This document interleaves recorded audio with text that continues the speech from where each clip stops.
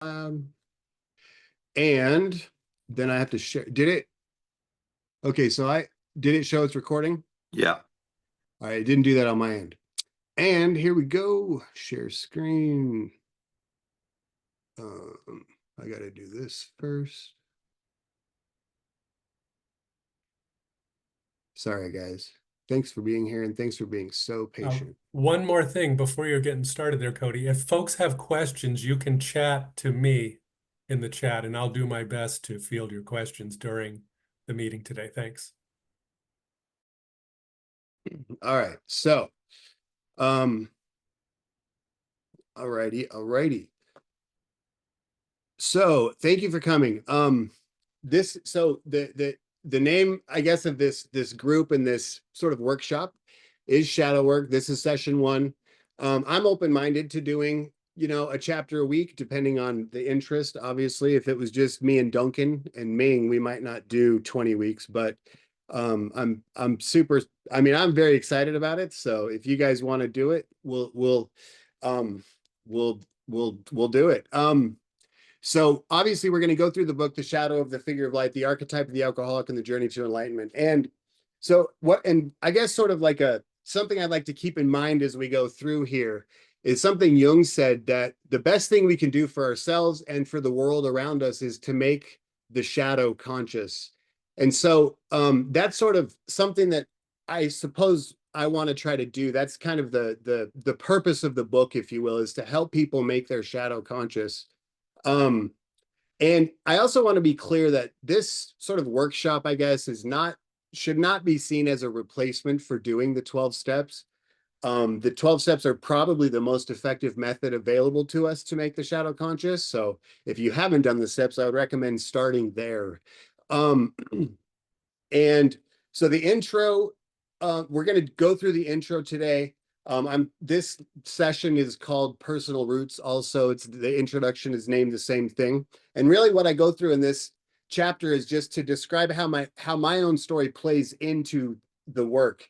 And it's not so because I don't share my story in the book. I have a really kind of run-of-the-mill story, and I just don't think it's anything to write about. So, but I did need to, I mean, I'm not a Jungian, right? So I'm not educated.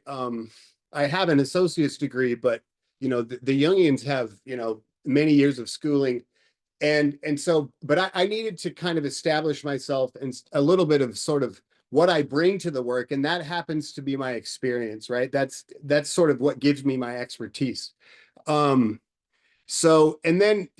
also I want to say some of the material will be repeated a little bit from the other talks that I've given. Um, and but we're going to cover what we're going to cover in these workshops is going to go at a much slower pace and really kind of lay that stuff out in a lot more detail. And and also during the workshops, I'll try to include stuff that maybe got cut from the book or different, just different quotes and things that kind of weave through that can maybe enhance what's already in there. So the book, obviously, this is a cover. It's available at my website, www.codypeterson-codypeterson.com. You can also get them at Amazon. Like Duncan said, we're hoping to get the Kindle versions available very soon. You can also buy them directly from the publisher at chironpublications.com. I'm happy to say they are a pretty major publishing house. And so I'm really happy that they chose to publish the book. That was a real honor. So, and I want to go through real quickly just the blurbs. Like, I just want to start with the cover. So, the first one is Murray Stein, and there's just like a fun story. So, Steve, and I'll talk more about Stephen Herman too as I go through. He actually became a mentor for me, and he agreed to write the foreword to the book. And after he had written the foreword and the book was kind of getting near completion, I decided to email Murray Stein and just straight up ask him if he would be willing to write a blurb for me. So, and if you're not familiar, Murray Stein is sort of one of the kind of leaders, I guess, among the Jungian crowd. He's got many published books, and he's pretty famous worldwide. And he actually, he agreed. He told me to send him over a copy. And man, and when I sent that copy over, that was like shit got real right then, because I was like, oh man, like if this isn't good, like I'm in trouble. and he responded like a couple days later and was like, hey, I really like this, like, congratulations, I'm happy to write a blurb for you. And that was really just like, that was an amazing experience. I was very happy when that happened. The next blurb is from someone that you guys may know. It was Jay. And Jay, there's a funny story with that too, and Jay's been extremely helpful. So I kind of begged Jay to read the manuscript, and I think once Murray signed, he realized Murray had written a blurb. He decided that he would at least give it a shot. So he agreed to read it with the condition that he would only start it. He didn't promise to finish it, and he said that if it didn't hold his attention, then he just wouldn't be able to read it, and that's just how it was. And so I sent it to him, and I was a little nervous about it. And I don't know, after a couple of weeks or a month or so, I followed up, and he said, hey, I love reading it. I've read the first 50 pages. Like, I'll happily write a blurb for you. And then he wrote a blurb, and this is the blurb. And there was something about this blurb that really struck me, because he noticed something in the narrative that I didn't notice. And I just want to read it real quick. He says, with the introduction of his shamanic character, Jaime, Peterson infuses the Bill Wilson C.G. Jung narrative with insights of indigenous spiritual investigations, refracting aspects of Jung's personal adventure through a Carlos Castaneda-like lens. This book should prove helpful to anyone seeking to comprehend the shadowland of alcoholism. And I really love that he recognized that sort of Don Juan esque kind of essence to the book. And if you've read Carlos Castaneda, then you'll and after you read my book, you'll see that sort of connection there. And because it has to do with kind of psychedelics and this sort of like almost like legendary story, right? So that was it was a great honor to get a blurb from Jay. And then Ian McCabe is another gentleman who wrote a blurb. And I'm really happy that he also agreed. He did introduce me a couple weeks ago at the Berlin workshop. And he had some very nice things to say. Once he started reading the book, he kept sending me emails like every hour or so, and just telling me how happy he was with the work. So, and that was another just really great experience for me. And then finally, David Shane, who wrote the book, The War of the Gods and Addiction, which some of you may have read. So, and David Shane read the manuscript and basically straight up said, I don't agree with everything that you say in here. So we ended up kind of talking about it quite a bit. And he wrote a blurb anyways. And I couldn't help but include this little section on the back of the book. Even though I don't agree with all of his conclusions, I recommend this book wholeheartedly. So I thought that's a great blurb. So I wanted to go through those because they make me very happy. So moving right along. So I wanted to talk about the cover as well, and the cover art. So and the title.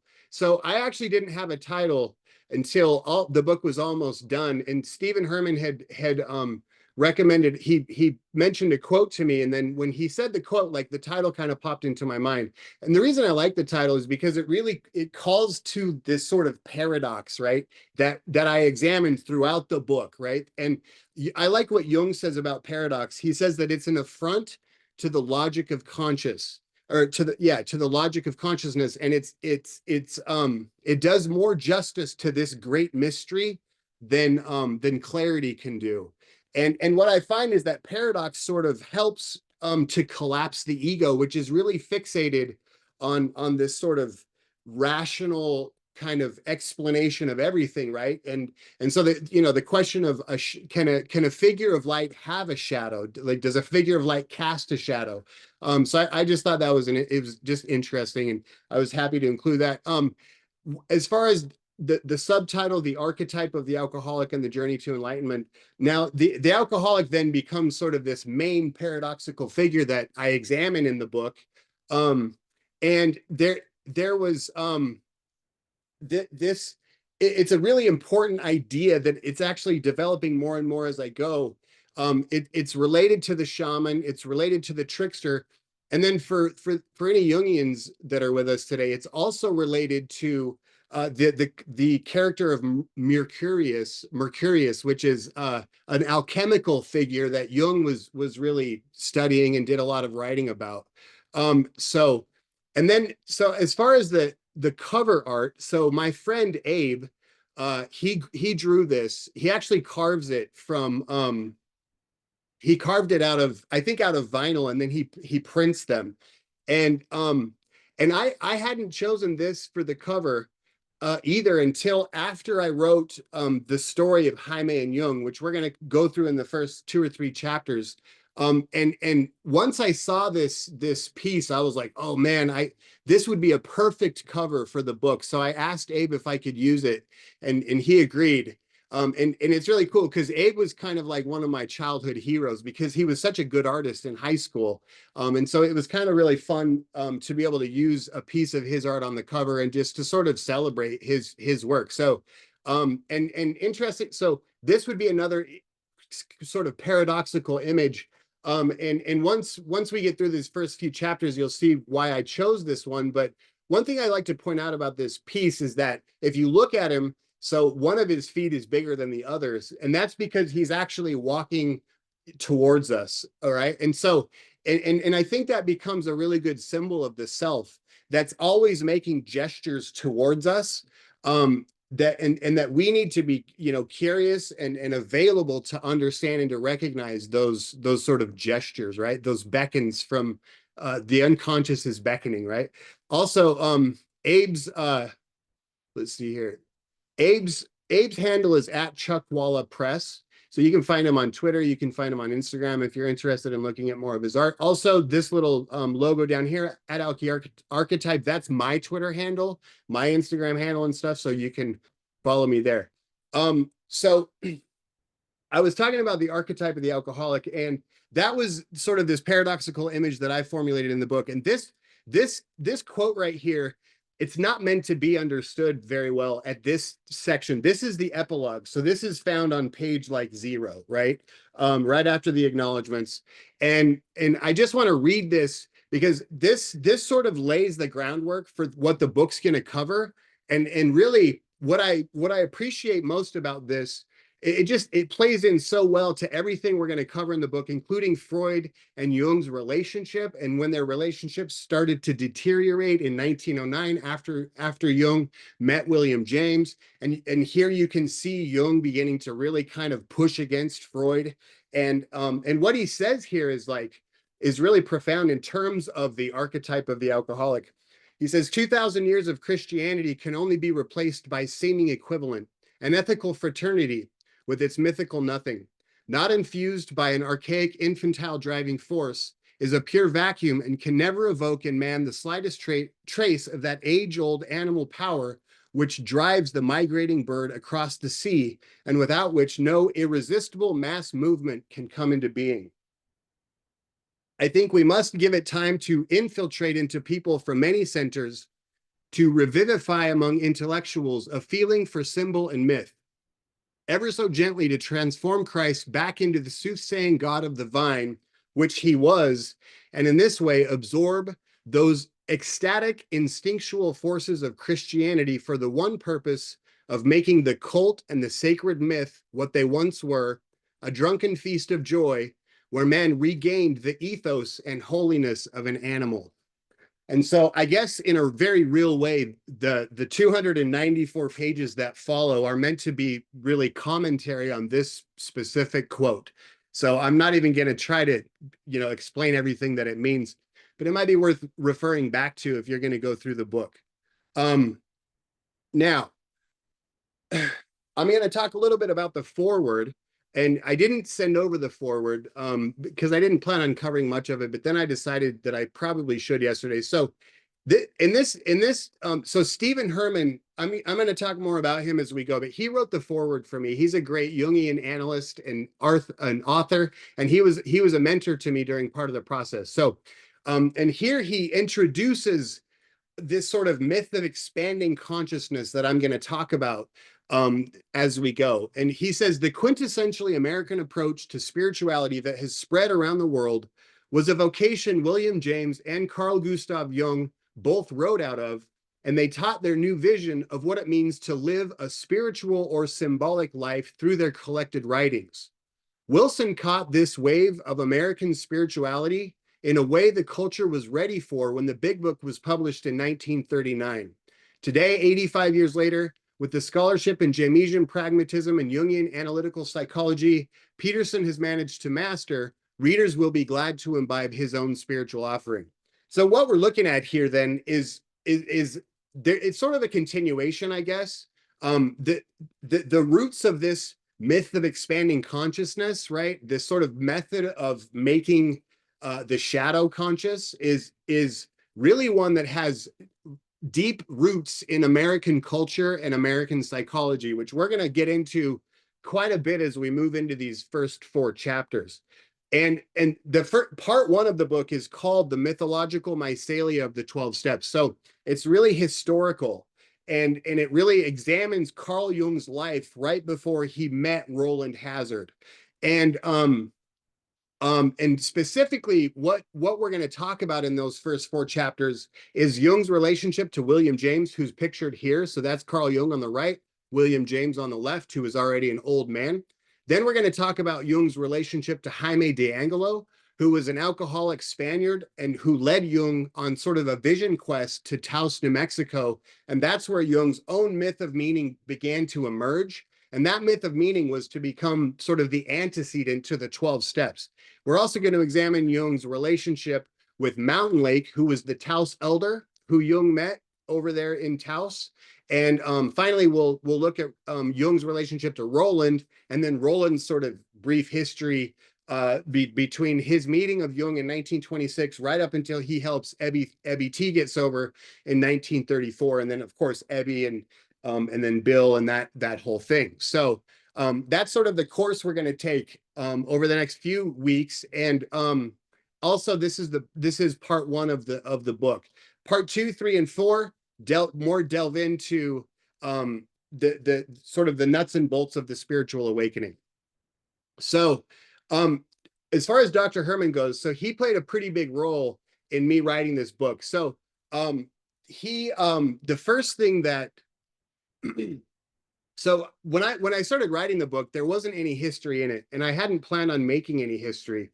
And then but I got some feedback from a few different people that one woman in particular, Diane, I think she's here today. She had mentioned one day that she heard that William James had influenced Carl Jung, and she thought that it would be really cool to read about that and sort of how it relates to AA. And I kind of noted what she had said, and I went home and I Googled William James and Carl Jung. And what came up was a book called William James and Carl Jung, Doorways to the Self, that actually had been written by Dr. Stephen Herman. And so I ordered the book, and like I usually do when I get these books in the mail, I went right to the index and looked for Alcoholics Anonymous, right? Because it's like, if you're going to talk about transformation in the world today and you don't mention AA, then I probably am not going to really pay attention to what you're saying. I don't see how we have a serious discussion about psychological transformation without taking the 12 steps into account. So anyways, and what I found was pleasantly surprising. Dr. Herman explained that Alcoholics Anonymous is one of the largest organizations in the world. And that really struck me because that's not some information you can just Google, right? Like you have to have sort of some insider knowledge to recognize how big these 12-step programs are. And so it kind of piqued my interest. And so a couple months later, I actually reached out to Dr. Herman and asked him if he would take a look at the manuscript and if he wanted to mentor me, and he agreed to do so. And this is what he says. And this really kind of gets to the nuts and bolts of our relationship. He says, this is also in the foreword, what few people realize, even those interested in how people are freed from addiction, is that there is an untold story in the background of the movement of AA that began to take shape a few decades before the co-founder of the famous international movement, Bill Wilson, became sober in New York in 1934. This is what is perhaps the most fascinating part of Mr. Peterson's book, because it shows the interconnected web of transformative relationships that set the basic pattern for individual transformation and the organizational development we now celebrate. And so kind of what he's saying here is that, I mean, he's pointing out really the narrative that I'm going to tell in these first 4 chapters about Jung's own personal journey and how that plays into the development of the 12 steps. So after the foreword, then we get into the introduction. And I actually opened the book then with this quote. It's sort of the epilogue to the introduction, I guess. And it says, one, and this is Carl Jung. He says, one does not become enlightened by imagining figures of light, but by making the darkness conscious. The latter procedure, however, is disagreeable and therefore not popular. And so again, this quintessentially American approach that we're going to be looking at, and that we look at um, really in parts 2, 3, and 4, is the idea of making the darkness conscious. And this becomes this sort of uniting thread between Wilson's approach and Jung's method, right? Wilson's is sort of this pragmatic spiritual approach, and Carl Jung's is more of like a scientific method almost, which he called individuation. And the reason he calls it individuation is because it's not a widespread event. He tells us here that this process is disagreeable and therefore not popular. So, and then we move right into this paragraph, which is the opening paragraph in the work. It says, since earliest times, the path to enlightenment has been portrayed through symbolical stories of adventure, mythical tales that begin with a hero's plunge into the dark. Such tales are meant to be reflective of a pilgrimage into the parts of ourselves where we hope to discover the spiritual powers needed to bring healing and peace to our lives. And yet, while we usually think of the darkness as a barrier to our becoming enlightened, the energy that generates a truly life-changing spiritual transformation is only found in the darkness, making our engagement with it of primary concern. And so what I'm doing here is kind of laying the groundwork for really the journey that the book is meant to guide us on, which is, and I love what happens here, because Jung is sort of challenging us, right? And this is the next paragraph. It says, the process laid out in the 12 steps meant to bring about a spiritual awakening in its practitioners is a modern template for enlightenment for all alcoholics and normies alike. By guiding us into the darkness within our own psyche, the 12 steps move us towards a more meaningful connection to our figures of light. Yet Jung reminds us that it's a journey few are cut out for. Making the darkness conscious is so unpopular, in fact, that nothing in our culture has prepared us for such an undertaking, either psychologically or spiritually. Thus, the 12 steps, like Jung's process of individuation, represent a journey of mythical proportions.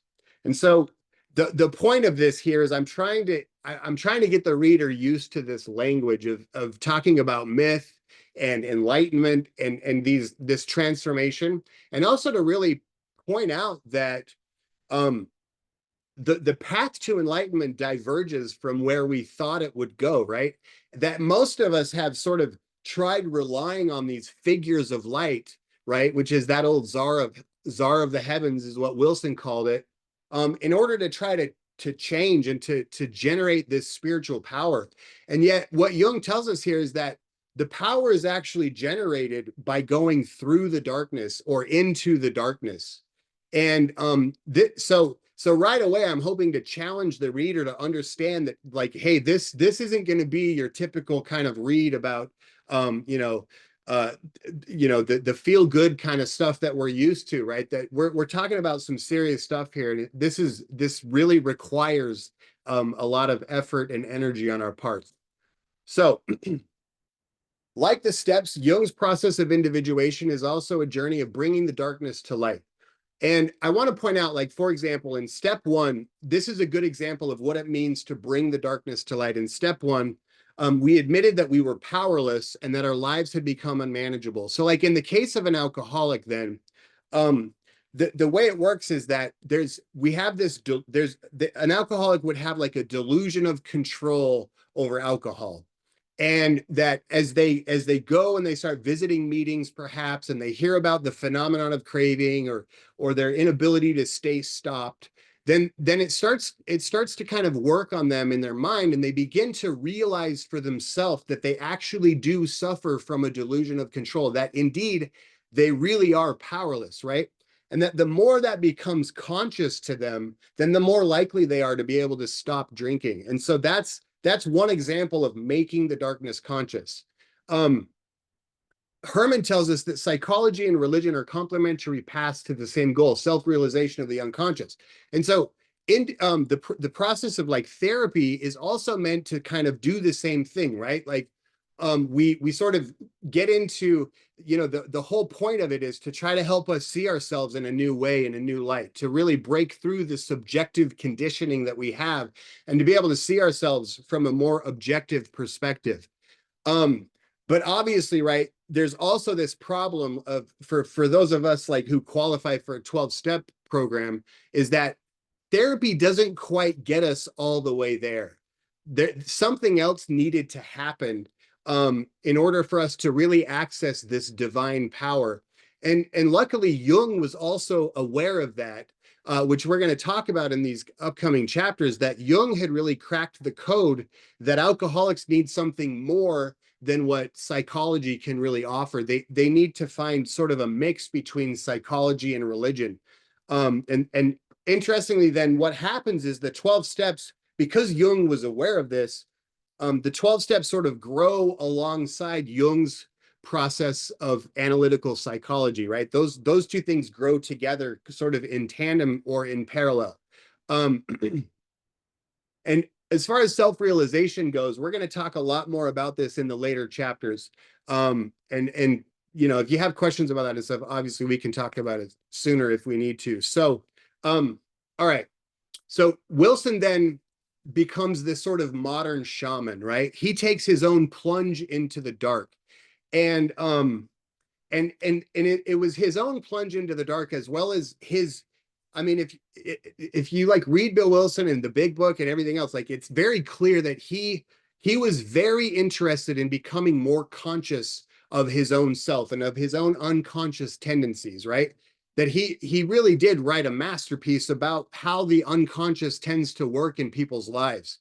And all of this kind of combined to really permit him to tap into really what is an ancient wisdom, right? An ancient shamanic wisdom of finding power in the midst of the darkness. And this is what I write here, still in the introduction. Bill Wilson was such an astute observer of the inner workings of his own mind that his book, Alcoholics Anonymous, might be considered a masterpiece of modern psychology. In it, Wilson illuminates many of the more shadowy dynamics of the human psyche in a way that many of the world's best psychologists have been unable to match. Far from being either a prophet or a saint, Wilson himself was all too familiar with the darkness, part and parcel of a life lived in the throes of alcoholism and addiction. Like all who suffer such a fate, Wilson found himself face to face with a darkness so bedeviling that nothing could save him, not even his figures of light. For people caught up in such an impossible dilemma, their only hope of survival is to make the darkness conscious. And, you know, here, this is sort of where I think our collective experience kind of can come in, right? Is how many of us, again, tried leaning on those figures of light to save us. Like for me, myself, I went back to church more than once, hoping to tap into some sort of power, and was really never able to find it. As Wilson said, the needed power just wasn't there. Now, um, moving a little further in the book, and I'm not saying the page numbers because people that are on Kindle will have different page numbers, but so this paragraph is also in the introduction, and this is really the only paragraph, it's this slide and the next slide, where I actually kind of talk about myself specifically and sort of reveal a little bit of my own story. And again, because I needed to sort of establish myself as somebody that had at least some experience that I could bring to this kind of writing. And I do want to point out that the experience that I bring is not my own. It's really, again, I tapped into this collective wisdom that we share here. So this is what I say. I hope the reader, and I want to say this too, I'm referring specifically to the story of Jaime de Angelo and Carl Jung, because the way I tell the story kind of, it pulls the covers on de Angelo to show him as kind of a practicing alcoholic. And this wasn't something that like Dr. Herman was not very happy that I was doing that. We talked a lot about that in our sessions together.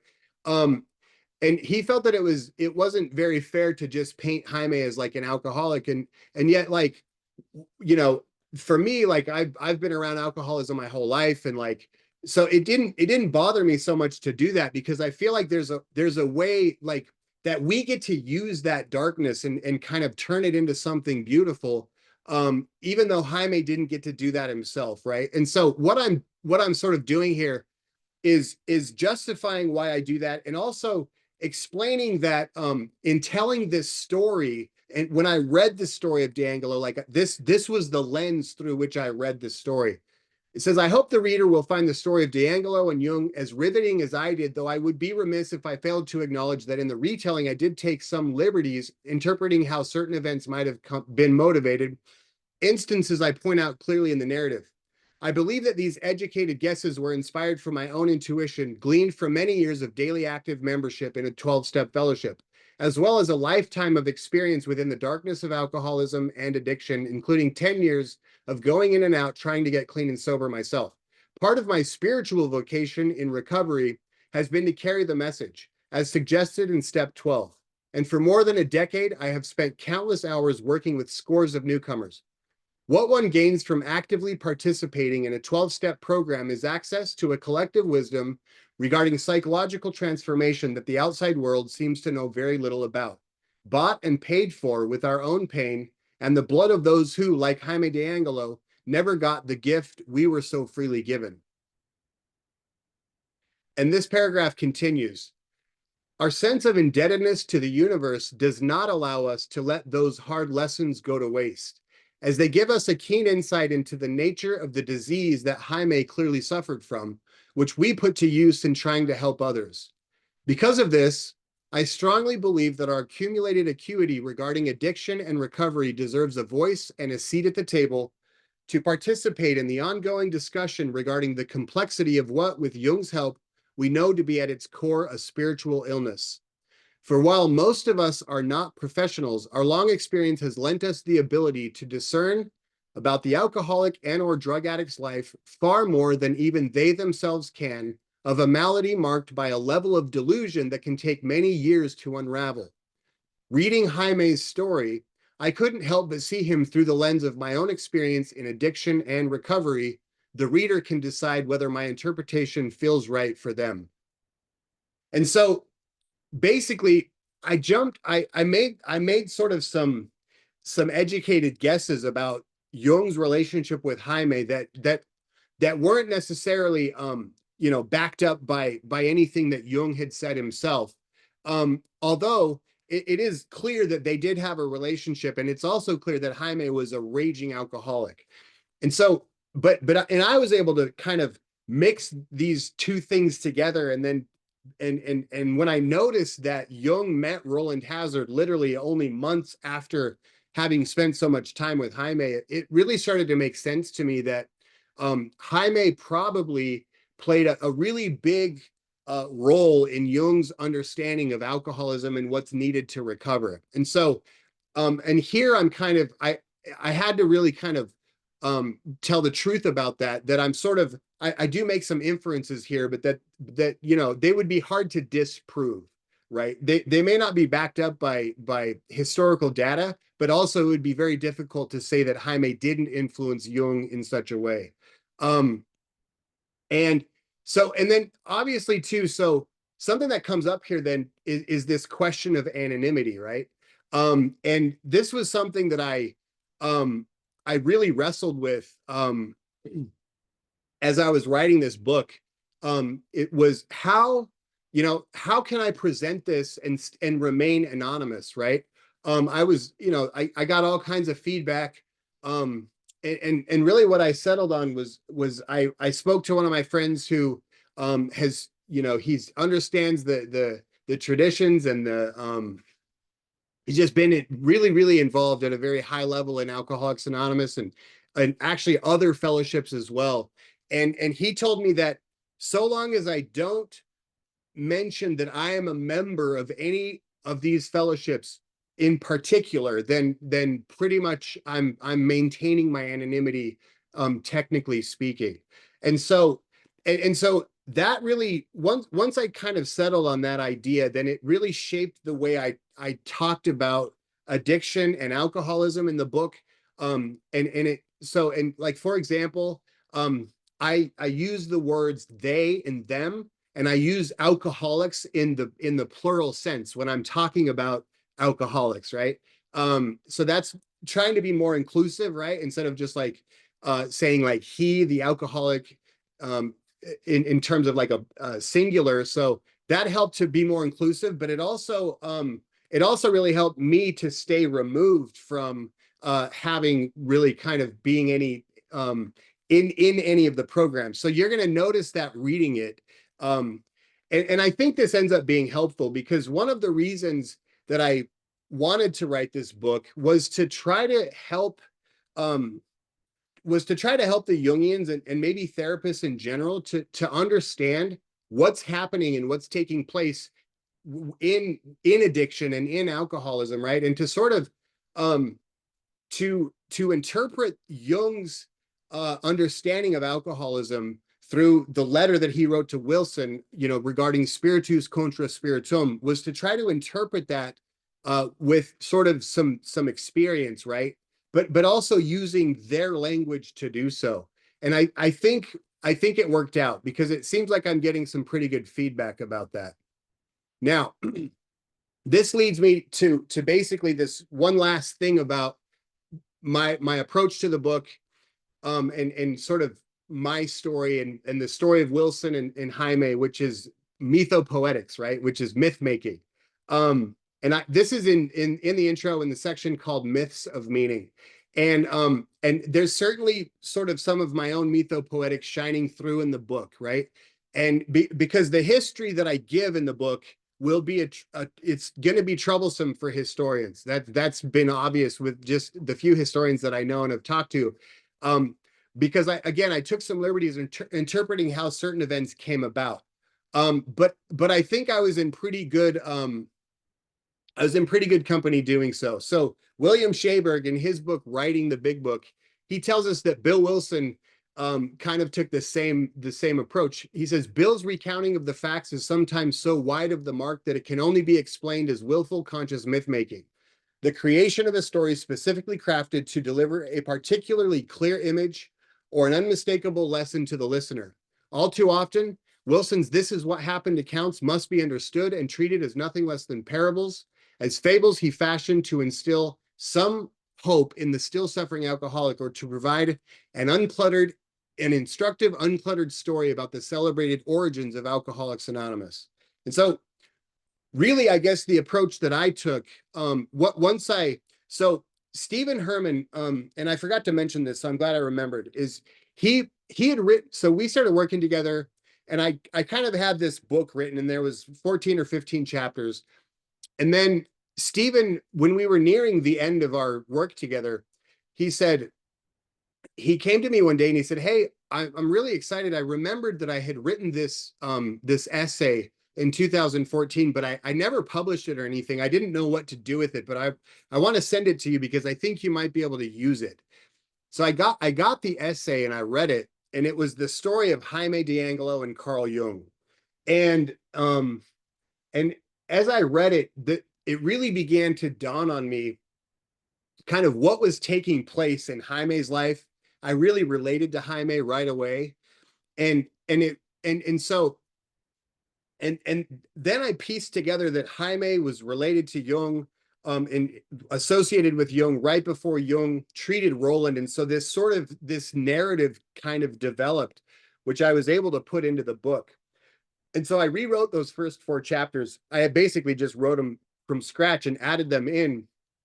And that was in September of 2023 that I started doing that. And and so and but it occurs to me that really what I was trying to do was to provide an instructive and uncluttered story about the celebrated origins of the 12 steps, just kind of almost like a step back, right? Like not necessarily talking much about Alcoholics Anonymous, the way Shaberg has done in his book, but really more to talk about the roots of the 12 steps and how the 12 steps actually grow out of Carl Jung's own search for a myth of meaning, is what he called it. And in doing so, I recognize that I'm using this sort of almost like mythological or sort of legendary language. I'm, there's the dates and stuff are pretty accurate.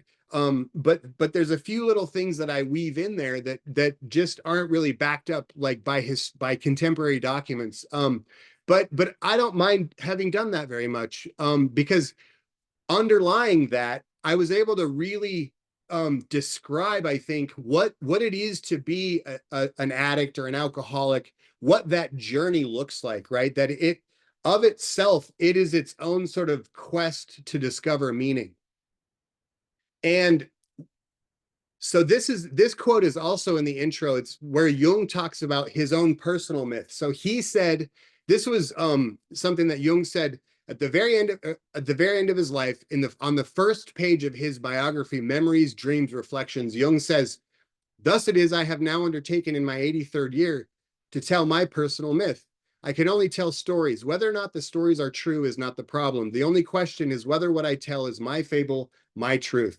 And something that I've kind of figured out recently is that when we're speaking of these big spiritual ideas and the spiritual transformation, that we're really talking about this mythical world, and that the defining characteristic of myth is that it's true across many different sort of contexts, right? And that the historical component is actually the least important one. So for instance, like in the story of Jesus, right? Like it's not about whether Jesus actually lived and like walked the earth and when and all that. Like what's more important is that we're all sort of called on a similar adventure as Jesus was, right?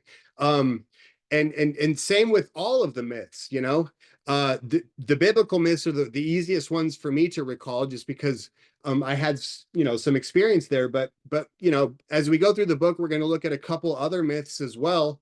And really what we're doing is we're looking for our own story therein. And I think that's one of the reasons that Bill's story, uh, the first chapter of the book Alcoholics Anonymous, is so effective, right? It's not because it's historically true, because it's kind of been shown that it perhaps isn't historically true. But I know that for me, when I read that story the first time, I was blown away at how deeply I related to it.